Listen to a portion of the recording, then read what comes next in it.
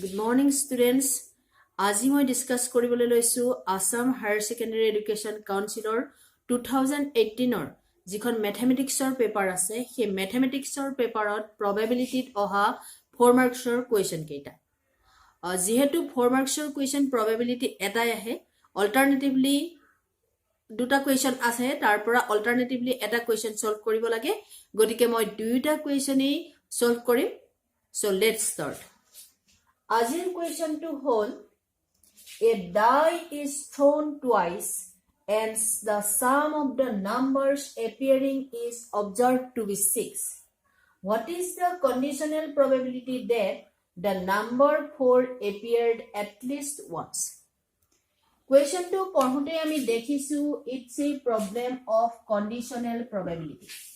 আৰু তোমালোকে যদি চোৱা হায়াৰ সেকেন্ডাৰীৰ যিখন কোৱেশ্চন পেপাৰ হয় সেই কোৱেশ্চন পেপাৰ খনত কন্ডিশনাল প্ৰবাবিলিটি হওক বা বেস থিওৰেমে হওক ইটস এ কমন কোৱেশ্চন তাৰ পৰা এটা কোৱেশ্চন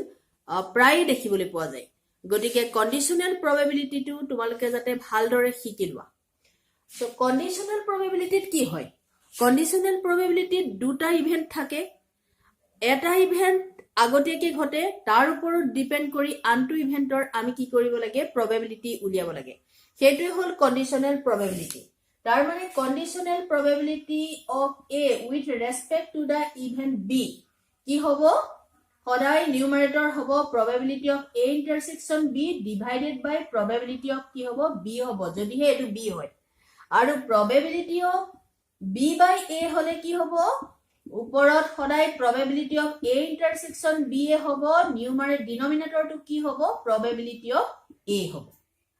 এটোৱে হল কন্ডিশনাল probability এতে কন্ডিশনাল probability কি হয়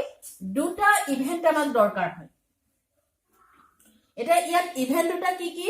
যেতিয়া এটা ডাইস থ্রো কৰা হ'ব দুবাৰ তেতিয়া হলে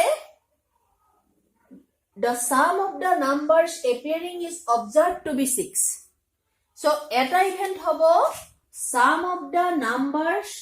appearing is observed to be 6 এটো এটা ইভেন্ট আৰু আনটো ইভেন্ট যেটো ইভেন্টৰ আমাক probability উলিয়াব দিছে সেই ইভেন্টটো কোনটো the number 4 appeared at least once এই ইভেন্টৰ আমাক probability উলিয়াব দিছে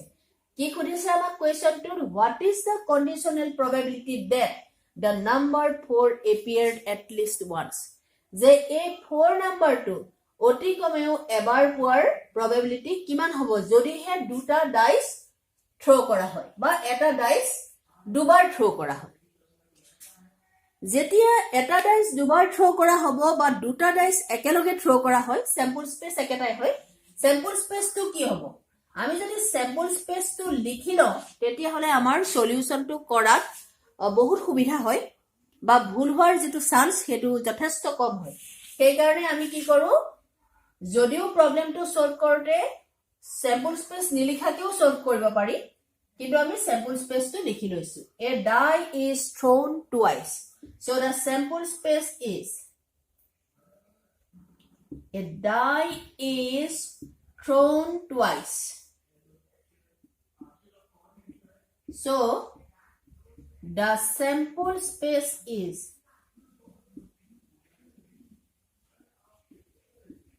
S is equal to কি হ'ব 1 1 1 2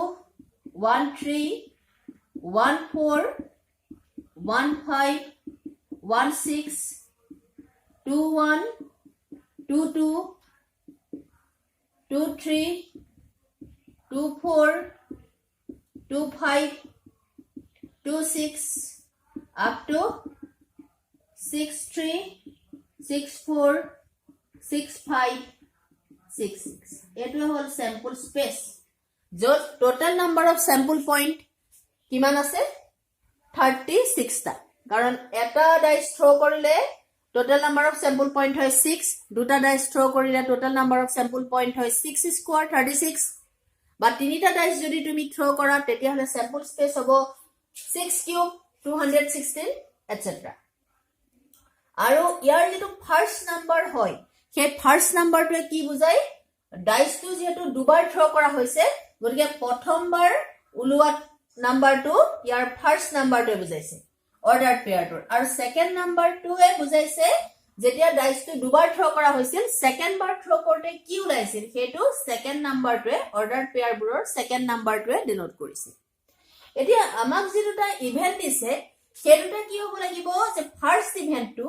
sum of the numbers appearing is observed to be 6 ইয়াত যিখিনি নাম্বাৰ ওলাইছে সেই নাম্বাৰখিনিৰ সামটো কি হ'ব লাগিব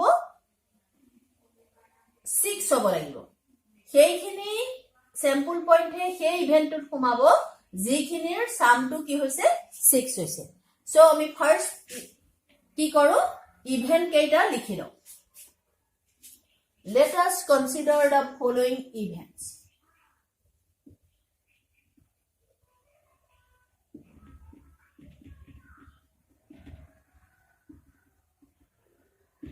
First event to name this E1 is such that sum of the numbers appearing is observed to be 6. And the second event we consider korim hetu ki hobo jar conditional probability uliabo dise the number 4 appeared at least once. The number 4 appeared at least once. Event duta question to pura uliabo janibo lage. The number 4 appeared at least once. এই দুটা হল event এতিয়া event কি হয় event বিলাক হয় sample স্পেসৰ subset সেই কাৰণে E1 ইভেন্টত কোনবিলাক এলিমেন্টস সোমাব বা E1 ইভেন্টত কোনবিলাক স্যাম্পল পইণ্ট সোমাব যিবিলাক স্যাম্পল পইণ্টৰ সামটো কিমান হ'ব লাগিব 6 হ'ব লাগিব তেতিয়ালে ইয়াত কোন কেইটা স্যাম্পল পইণ্টৰ সামটো 6 হ'ব 1 1 ৰ কেতিয়াও নহয় 1 + 1 is 2 1 + 2 is 3 1 + 3 is 4 1 + 4 is 5 এবিলাক নখুমাই first কোনটো সোমাব 1 + 5 is 6 so ফাৰ্স্ট অৰ্ডাৰ পেয়াৰটো হ'ব 1 5 তাৰ পাছৰটো কি হ'ব 2 4 তাৰ পাছৰটো হ'ব 3 3 তাৰ পাছৰটো হ'ব 4 2 আৰু তাৰ পাছৰটো হ'ব 5 1 যি কেইটা স্যাম্পল পইণ্টৰ সামটো কি হয় নাম্বাৰ দুটাৰ সামটো 6 হয় সো ফাৰ্স্ট ইভেন্ট E1 ইভেন্টত সোমাইছে এই কেইটা স্যাম্পল পইণ্ট এবাৰ আহিলে E2 ইভেন্টত কোন কেইটা স্যাম্পল পইণ্ট সোমাব the number 4 appeared at least once 4 নাম্বাৰটো অতি কমেও এবাৰ থাকিবই লাগিব 4 appeared at least once 4 নাম্বাৰটো অতি কমেও এবাৰ থাকিবই লাগিব তাৰ মানে সেইবিলাক স্যাম্পল পইণ্ট ইয়াত নাহে যিবিলাক স্যাম্পল পইণ্টত 4 নাম্বাৰটো নাই বাকি এবাৰ থকা বা দুবাৰ থকাটো কোন আহিব এই ইভেন্টত সোমাব সো ফাৰ্স্ট কি হ'ব 1 4 হ'ব 2 4 হ'ব 3 4 হ'ব 4 1 হ'ব 4 2 4 3 4 4 যেটো at least once কৈছে সো 4 4 আহিব 4 5 4 6 তাৰ পিছত হ'ব 5 4 আৰু 6 4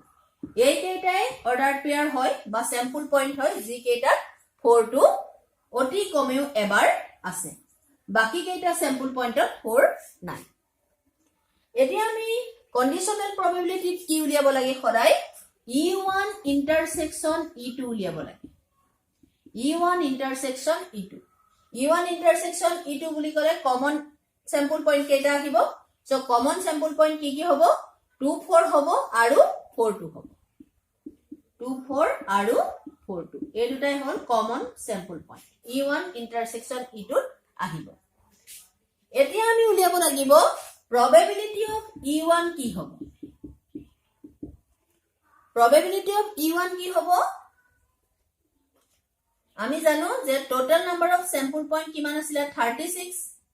probability উলিয়াওতে সদায় তলত লিখে টোটাল নাম্বার অফ আউটকামস আৰু ওপৰত লিখে নাম্বাৰ অফ ফেভৰেবল আউটকামস মানে E1 ইভেন্টত কেইটা elements আহিছে কেটা আহিছে 1 2 3 4 5 so 5/36 probability of E1 and probability of E2 কি হ'ব একেদৰে total number of outcomes 36 আৰু E2 কিমান outcomes আছে 1 2 3 4 5 6 7 8 9 10 11 11/36 and probability of E1 intersection E2 কিমান হ'ব এটো হ'ব কিমান তলত total number of outcomes 36 আৰু ইয়াত outcomes আছে দুটা so 2/36 এতিয়া আমি উলিয়াব লাগে probability of এতিয়া আমি উলিয়াব লাগিব আমাক কোনটো দি থোৱা আছিলে sum of the numbers appeared at least once sum of the numbers is 6 এটো দিয়া আছিলে আৰু আমি উলিয়াব লাগে যে find the conditional probability that the number 4 appeared at least once তাৰ মানে আমি কাৰ probability উলিয়াব লাগে E2 ৰ probability উলিয়াব লাগে with respect to E1 so the required probability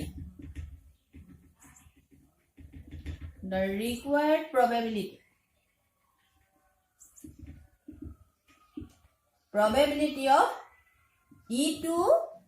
by E1 যাৰ probability উলিয়াব দিছে তো ফাৰ্স্ট ইভেন্ট হ'ব আৰু যেটো দিয়া আছে হেতু সেকেন্ডত লিখিব লাগে তেতিয়া হলে কি হ'ব probability of E1 intersection E2 এটো সদায় ওপৰত হ'ব আৰু তলত কি হ'ব probability of E1 এটো যেটো থাকে so probability of E1 intersection E2 হল 2/36 আৰু probability of E1 মানে হল 5/36 so answer to কি হ'ব 2/5 2/36 এটো হৰণছিল ইনটু কৰি দিলে তলৰটো উল্টি যাব 36/5 so 36 cancel 2/5 সেই কাৰণে মই ইয়াত এখিনি সব 36 কৰি ৰাখিছিলো তেতিয়া কি হয় কটাকটি কৰাত সুবিধা হয় so the required answer is 2/5 এটো হল 2018 ত অহা 4 মাৰ্কছৰ এটা প্ৰবলেম conditional probability to খুব ভালৰে চাবা কাৰণ conditional probability ৰ প্ৰবলেম অতি কমেও কোৱেশ্চন পেপাৰ খনত এটা দেখিবলৈ পোৱা যায় so আমি এতিয়া ডিসকাস কৰো 2018 ত অহা এই কোৱেশ্চনটোৰ অল্টাৰনেটিভ কোৱেশ্চনটো এতিয়া আমি নেক্সট কোৱেশ্চনটো লৈ আহিছো যেটো কোৱেশ্চন তাৰ আগৰ কোৱেশ্চনটোৰ alternative কোৱেশ্চনটো hall bag 1 contains 3 red and 4 black balls while another bag 2 contains 5 red and 6 black balls one ball is drawn at random from one of the two bags and it is found to be red find the probability that it was drawn from bag 2 problem is from Bayes theorem এই প্ৰবলেমটো হল Bayes theoremৰ problem Bayes theoremটোৰ problem বিলাক আসলতে কি হয় যথেষ্ট দীঘল problem হয় সেই কাৰণে আমি যদি 4টা 5টা প্ৰবলেম সলভ কৰো তেতিয়া হলে কি হয় তাৰ ওপৰত এটা আইডিয়া কৰিব পাৰি যে এটো Bayes theoremৰ প্ৰবলেম কোন কেইটা ইভেন্ট লোৱা হ'ব কোনটো তাৰ কমন ইভেন্ট সেইখিনি বুজি পাবলে Bayes theoremৰ প্ৰবলেম বিলাক আমি অতি কমেও 6-7টা প্ৰবলেম যদি সলভ কৰো তেতিয়া হলে তাৰ ওপৰত এটা আমি আইডিয়া কৰিব পাৰি সো কি হয় Bayes theoremৰ যেটো থিওৰিটো কি হয় যে কিছুমান ইভেন্ট আছে E1 E2 E3 up to En are n mutually exclusive and exhaustive events তাৰ মানে কি সেই ইভেন্ট কেইটাৰ যেটো union E1 union E2 union E3 up to En এটো s হ'ব লাগিব স্যাম্পল স্পেসটো হ'ব লাগিব আৰু ইহতৰ যেটো ইন্টাৰসেকশন হেতু কি হ'ব লাগিব ফাই হ'ব লাগিব আৰু এটা কমন ইভেন্ট যেটো E1 ৰ লগতো ঘটিব পাৰে E2 ৰ লগতো ঘটিব পাৰে বা En ৰ লগতো ঘটিব পাৰে তেতিয়া হলে probability of EI by A এটো হল conditional probability Bayes theorem তেতিয়া কি হ'ব এটো যে ওপৰত হ'ব probability of EI probability of A by EI এটো সদায় ওপৰত ইয়াৰ উলুটাটো বহে এটো EI by A উলিয়াইছো ইয়াত probability of A by EI লিখিব লগিয়া হয় এটো conditional probability into probability of EI আৰু তলত গুটেই ইভেন্টবোৰৰ যেটো টোটাল probability হয় তাৰ মানে probability of EI probability of A by EI তাৰ যেটো summation I is equal to 1 to n তাৰ যেটো summation হেতু তলত বহে হেতুৱে হল বেস থিওৰেম এতিয়া এই প্ৰবলেমটো পঢ়োতে ইয়াত কোন কেইটা ইভেন্ট কনসিডাৰ কৰিম কোন কেইটা ইভেন্ট E1 E2 E3 পৰিব আৰু কোনটো কমন ইভেন্ট হ'ব হেতু আমি কোৱেশ্চনটো পঢ়িলে বুজি পাম এতিয়া ইয়াত কি দিত হৈছে কোৱেশ্চনটোত যে bag 1 contains 3 red and 4 black balls এটো bag 1 তাত কি দিয়া আছে 3 red আৰু 4 black balls আছে আৰু এটো bag 2 তাত বল আছে কি কি 5 red and 6 black balls এইখিনি আছে one ball is drawn at random from one of the two bags প্ৰথমতে কি কৰিলে এই বেগ দুটাৰ ভিতৰত কোনোবা এটা বেগ সিলেক্ট কৰিলে আৰু তাৰ পৰা এটা বল ড্ৰ কৰিলে আৰু ড্ৰ কৰা বলটো কি পালে it is found to be red draw কৰা বলটো red বল পালে এতিয়া আমি উলিয়াব লাগে find the probability that it was drawn from bag 2 তেতিয়াহলে হাতলে অহা বলটো যদি red বল হয় সেই red বলটো সেকেন্ড বেগ টুৰ পৰা অনাৰ probability কিমান হেতুৱে আমি উলিয়াব লাগে তাৰ মানে কি আছিল দুটা বেগ আছে আমি কি কৰিছো প্ৰথমতে চকুমুদি এটা বেগ সিলেক্ট কৰিছো বেগ 1 বা বেগ 2 ৰ কোনোবা এটাক আমি সিলেক্ট কৰিব পাৰো আৰু তাৰ পৰা হাতলে এটা বল উলিয়াই আনিছো আৰু বলটো চকুমেলি চাওতে দেখিছো যে বলটো এটা ৰেড বল তেতিয়ালে সেই বলটো সেকেন্ড বেগ টুৰ পৰা অনাৰ probability কিমান হেতু আমি উলিয়াব লাগে এতে ইয়াৰ যি কেটা mutually exclusive and adjustive event হ'ব তাৰ মানে E1 আৰু E2 ইভেন্ট হ'ব হেতুটা কি হ'ব পাৰে যে তুমি কি কৰিব পাৰা ফাৰ্স্ট বেগ টু সিলেক্ট কৰিব পাৰা বা তুমি সেকেন্ড বেগ টু সিলেক্ট কৰিব পাৰা ফাৰ্স্ট বেগ টু সিলেক্ট কৰাৰ লগতে তুমি সেকেন্ড বেগ টু সিলেক্ট কৰিব নোৱাৰা কাৰণ তুমি এটা বেগই সিলেক্ট কৰিব লাগিব so mutually exclusive and adjustive event যেটো E1 ইন্টাৰসেকশন E2 ফাই হ'ব লাগে তেতিয়াহলে E1 ইভেন্ট মানে আমি সিলেক্টিং দা বেগ 1 কব পাৰো আৰু E2 ইভেন্ট মানে আমি কি কব পাৰো সিলেক্টিং দা বেগ 2 এতিয়া যেটো কমন ইভেন্ট এৰ দ্বাৰা যাক আমি ডেনোট কৰো সেই কমন ইভেন্টটো কি হ'ব পাৰে আমি বেগ 1 ৰ পৰাও বল এটা উলিয়াই আনিব পাৰো বা আমি বেগ 2 ৰ পৰাও এটা বল উলিয়াই আনিব পাৰো সো আমাৰ কমন ইভেন্টটো কি যে ড্ৰয়িং এ বল ফ্ৰম বেগ 1 অৰ বেগ 2 আৰু সেই বলটো কি বল পাইছো আমি ৰেড বল পাইছো সো কমন ইভেন্টটো হ'ব ড্ৰয়িং এ ৰেড বল সো আমি প্ৰথমতে ইভেন্ট কেইটা লিখো যেটা mutually exclusive and adjustive event আৰু লগতে common event a solution let us consider the following events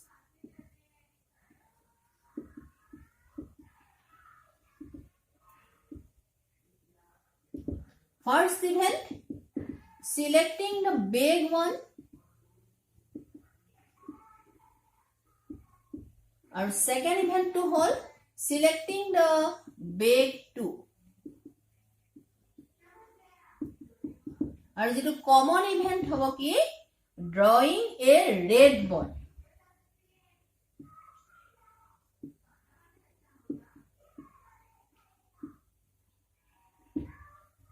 এতিয়া E1 আৰু E2 ক সিলেক্ট কৰাৰ probability কি হ'ব E1 আৰু E2 ক সিলেক্ট কৰাৰ probability কি হ'ব হাফ হ'ব কাৰণ বেগ দুইটাৰ আমি কোনোবা এটা সিলেক্ট কৰিব পাৰো দুইটা বেগ সিলেক্ট কৰাৰ probability সমান সো probability of E1 আৰু probability of E2 কি হ'ব হাফ হ'ব since one can select one of the two bags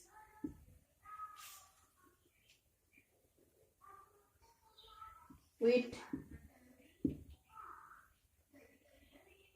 one of the two bags. One can select one of the two bags. Therefore, probability of E1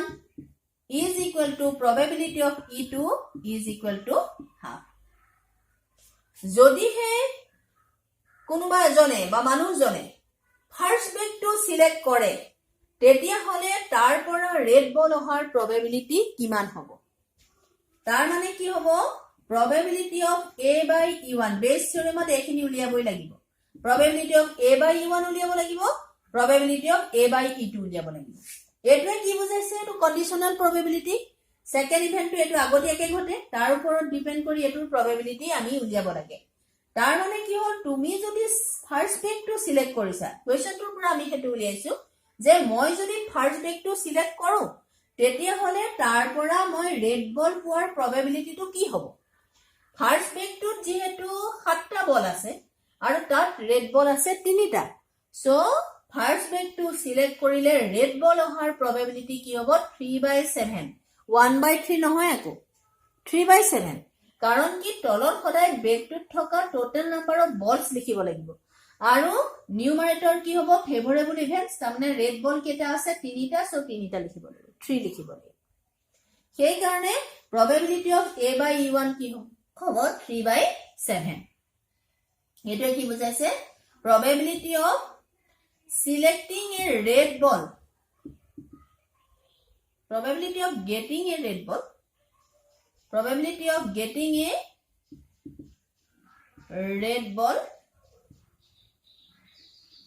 if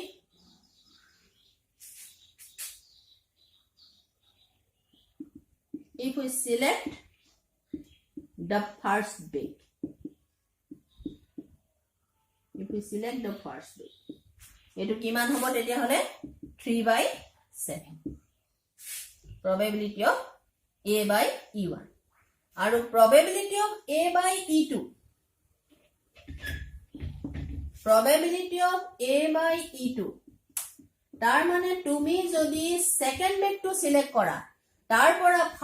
red ball পোৱাৰ probability কি হ'ব probability of getting a red ball এটো capital letter P এ কি বুজাইছে probability বুজাইছে getting a red ball if we select the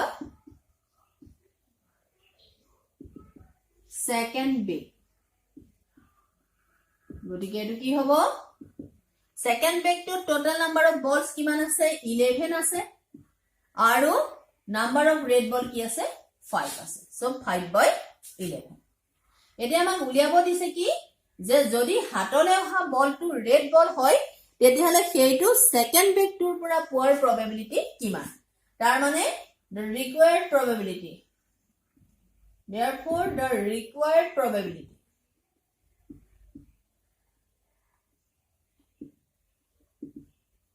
probability of E2 by A যদি আমি red ball পাও সেই রেড বলটো ফার্স্ট বেগটোৰ পৰা পোৱাৰ probability কিমান এটো ফৰ্মুলাটো কি আছিল বেস থিওৰেমৰ সদায় ওপৰত উল্টা পুল্টা theory probability of E2 probability of A by E2 লিখিব লাগে আৰু তলত গুটেই ইভেন্ট বিলাকৰ যেটো টোটাল probability হেতু লিখিব লাগে probability of E1 probability of A by E1 plus probability of E2 into probability of A by এতিয়া আমি কি জানো probability of E2 আমি লিখি থৈছিলো half আৰু probability of A by E2 আমি উলিয়াই থৈছো 5/11 আকৌ probability of E1 half এ আছিল probability of A by E1 3/7 plus এটো half into 5/11 ক্যালকুলেশন কৰোতে খুব সাৱধান হবা এটো 22 ওপৰত হ'ব 5 এটো হ'বগে 21 plus 5/22 এতিয়া তলত 21 আৰু 22 ৰ এলসিএম কি হ'ব 21 আৰু 22 ৰ এলসিএম হ'ব কোন এটো 14 সৰি 14 আৰু এটো হ'ল 22 so LCM to hobo 7 11 into 2 7 into 11 into 2 77 into 2 কিমান হ'ব 154 ইহঁতৰ এলচিয়াম 14 আৰু 22 এলচিয়াম হল 154 সো 14 ডিভাইড কৰিলে হ'ব 11 33 প্লাস 22 ডিভাইড কৰিলে হ'ব 14 22 ডিভাইড কৰিলে হ'ব 7 35 22 ডিভাইড কৰিলে হ'ব 7 ঠিক আছে এতিয়া এটো হবগে ওপৰত হ'ব 5/22 আৰু তলত হ'ব 154 আৰু টু 68/154 মানে 5/22 into 154/68 এটো 7 বাৰ যাব সো হবগে কি 35/68 answer to hall 35/68 so required answer 35/68